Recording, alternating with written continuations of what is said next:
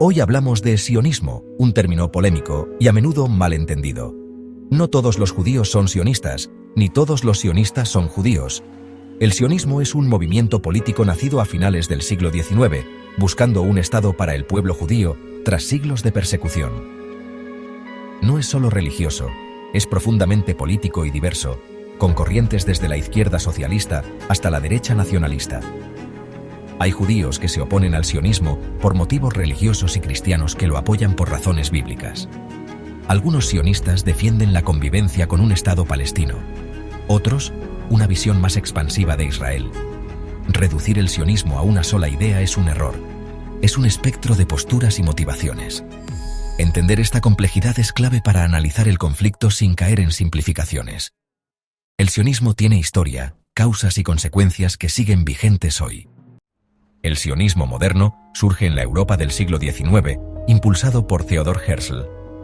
Herzl, periodista judío, presenció el antisemitismo del caso Dreyfus en Francia y concluyó que la asimilación era imposible. Propuso un Estado judío como refugio ante la persecución. En 1896 publicó El Estado judío, un plan práctico para crear una nación moderna y laica. En 1897 organizó el primer congreso sionista en Basilea, fundando la Organización Sionista Mundial. El objetivo: un hogar nacional judío en Palestina, tierra ancestral del judaísmo. Aunque se consideraron otros lugares, el vínculo con Palestina fue decisivo. El sueño de Herzl cobró fuerza ante el antisemitismo creciente en Europa. Décadas después, el Holocausto demostraría la urgencia de ese refugio. Así, el sionismo se transformó en un movimiento global.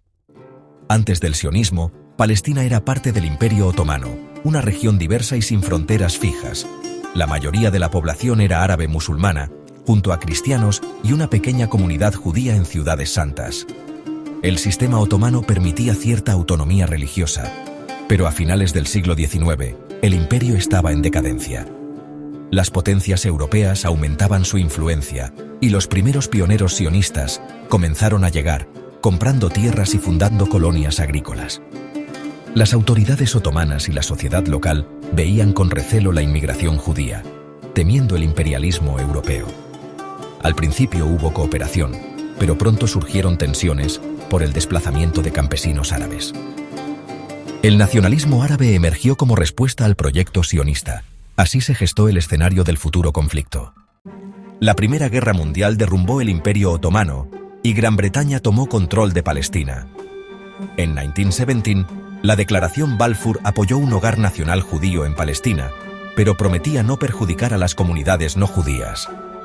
Bajo el mandato británico, la inmigración judía creció, especialmente con la persecución nazi en Europa. La comunidad judía se organizó y fortaleció, mientras aumentaban las tensiones y la violencia con la población árabe. La revuelta árabe de 1936-39 fue brutalmente reprimida. Tras la Segunda Guerra Mundial y el Holocausto, la presión por un Estado judío fue abrumadora. En 1947, la ONU propuso dividir Palestina en dos estados. Los judíos aceptaron, los árabes lo rechazaron. En 1948, Israel declaró su independencia y fue invadido por países árabes vecinos. Comenzó la guerra y el conflicto que persiste hasta hoy. La partición marcó un antes y un después en la región. Los protocolos de los sabios de Sion es la falsificación antisemita más famosa de la historia. Presenta una supuesta conspiración judía para dominar el mundo, pero es un fraude creado por la policía secreta zarista en Rusia.